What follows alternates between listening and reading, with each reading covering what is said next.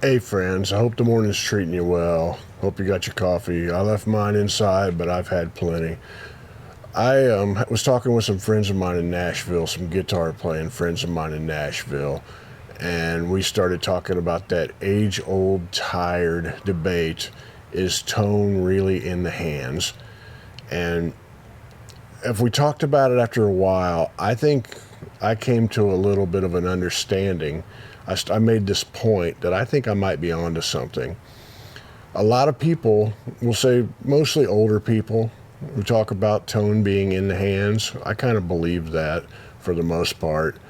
You know, we're of a certain age, or people much older than me even, where you grew up plugging straight into an amplifier and then you turned it up. And there weren't any effects pedals. You didn't even have distortion pedals. You might end up with a fuzz, but we're talking about the straight into an amp crowd. And it sounded a certain way. And since there wasn't much distortion or gain, you know, you could roll back the knob to like 5 and play, you know, the song. And then when you get to your lead, roll it up to 10 and play your lead. Since there wasn't that much difference, you could tell the subtleties in somebody's fingers, the way they play, how hard they pick. Just a lot of different things came out, and it made people sound very different. I've witnessed in like in Nashville, like 3 different session players, guitar players. They pass around the same guitar going through the same amp, and they will play it, and they'll play the same thing, and each one of them will sound different, and they'll laugh about it. You know, they're not trying to sound different, they just do. And this is usually some plugged straight into an amp. Now, younger folks, this ends up being some kind of a old folks versus young folks thing, which is probably not accurate, but for the sake of this argument, I'm going to paint it that way, which I think there's a little bit of truth to it. Younger folks grew up with a different palette. You know, they heard amplifiers plugged through all of this distortion, all these layers, you know, multiple distortion pedals, and just way high gain in a lot of situations, and way more processed sounds. That's normal to them, and I'm not saying it's bad. It's their experience, and it's real, and if they dig it, then I'm all for it. You know, but if you're playing through a really high gain amp, and there's a lot of distortion and trailing delays and things like that, it's probably pretty hard to make it sound different, to change the tone very drastically by just things that you do with your hands. So they will adapt the argument, or come up with the argument that tone is not in the hands, because they have to change some other thing, pedals, you know, amplifiers. You know, a lot of them have grown up playing software, and they're happy with it, and that's fine. They should be happy with what they're playing, you know, but the software might be way harder to manipulate by how hard you pick, by if you roll the volume knob back on your guitar and all these things. So I think that's kind of where a lot of this argument starts. A couple of anecdotes. I'm not going to say this is the second time I've tried this. I came out here and tried to make this argument, went inside, tried to put it together and edit it, and I realized, Otis, you're making no sense at all. So I might still not be making any sense at all, and I apologize for that. But I'm going to give you an anecdote right here, a couple anecdotes to make my point, and I hope it works. I was in a session a couple weeks ago in Nashville at my buddy Tom Utz's house. I'm going to try to not use names in this to not drag anybody else into my arguments, but I'm going to drag Tom into it. Tom is playing this guitar part. I really dig the sound of rooms mixed in heavily with the guitar sound, or sometimes even drums or whatever.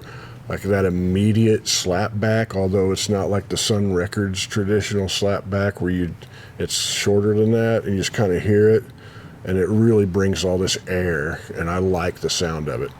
Tom was doing something. He had his delay set like that. And I'm just like, I'm hearing it through the headphones. I'm like, Tom, that sounds great. You know, what is this? I go in the other room. I'm like, what is that? And he shows me this delay.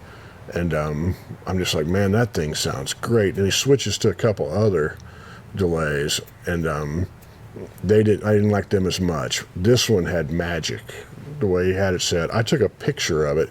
I realized I got one of those in a trade somewhere a couple of years back that I've just never done anything with. Have it sitting around the house, and I'm thinking, man, I'm gonna play that thing. So I get home, I set it up, I'm playing through it. I have the picture of Tom's settings. I set it just like it.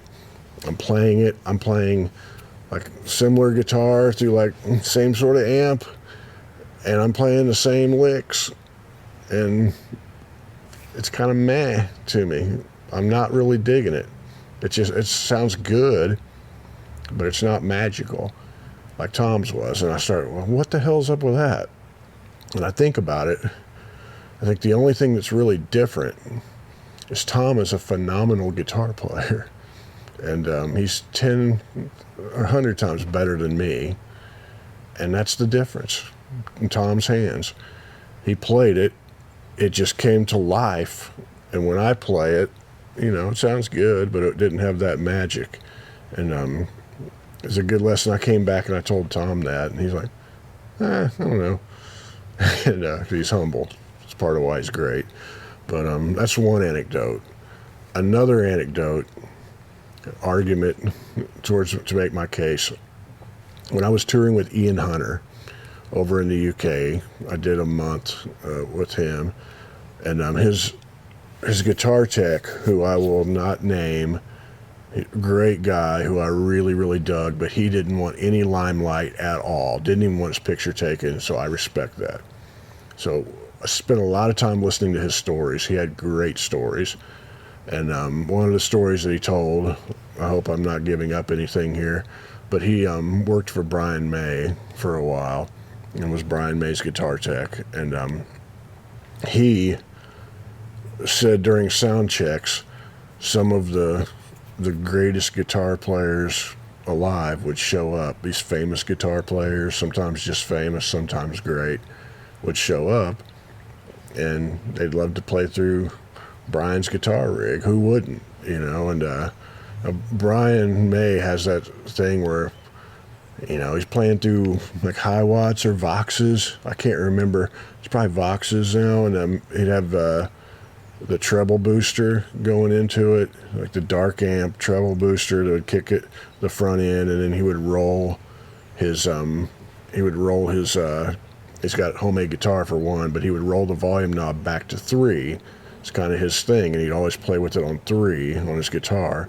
And sometimes he would work that wah-wah where he just set it somewhere in the middle. You guys are down the rabbit hole on Brian May, and you know way more about this than I do, but this is if there's an argument for somebody who has like gear to make a sound, this seems like it would be the one.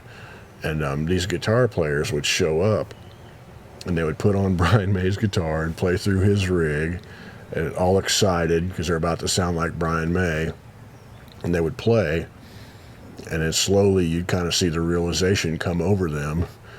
They don't sound anything like Brian May. They sound like themselves, if they're lucky enough to have a sound of their own.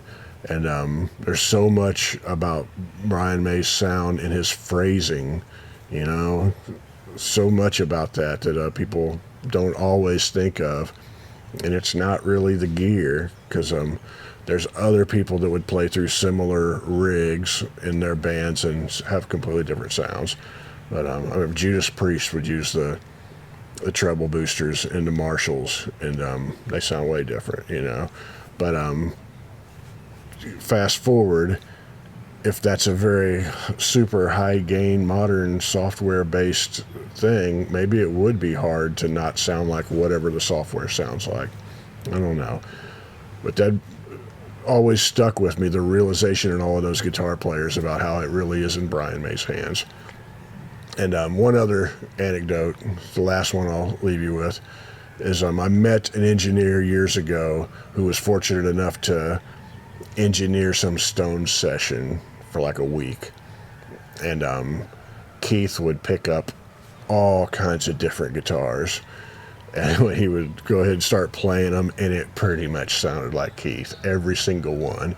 Maybe slight variations, but it could be from a Les Paul to a Telly, and it really just sounded like Keith.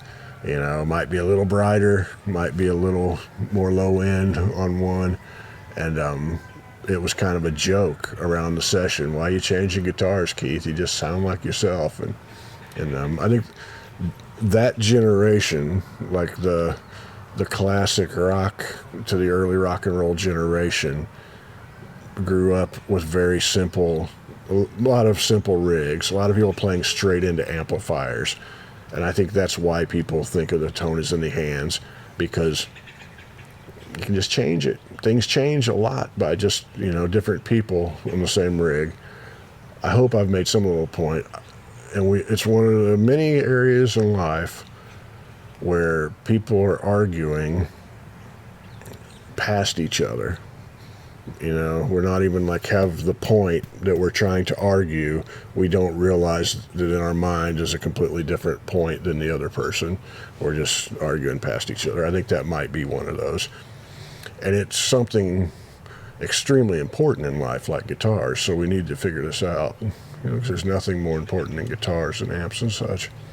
But I've been back and forth to Nashville a couple times in the last 10 days or so. I'm going to go back here in a little bit. Did some interviews, do some stuff up there. Mike Bubb, really good stuff. Please check that out and watch that. Mike is awesome, great storyteller, and I think you guys will enjoy all of that. And we're having, I think I mentioned once before, my neighbor has a dog named Smokey, and Smokey and my dog Wendell are best buds, and Smokey is coming over for a sleepover tonight, and so it's going to be a little bit crazy, and maybe I'll leave you with a little bit of footage of Smokey and Wendell having their little sleepover, and I will see you somewhere down the road. Much love to you.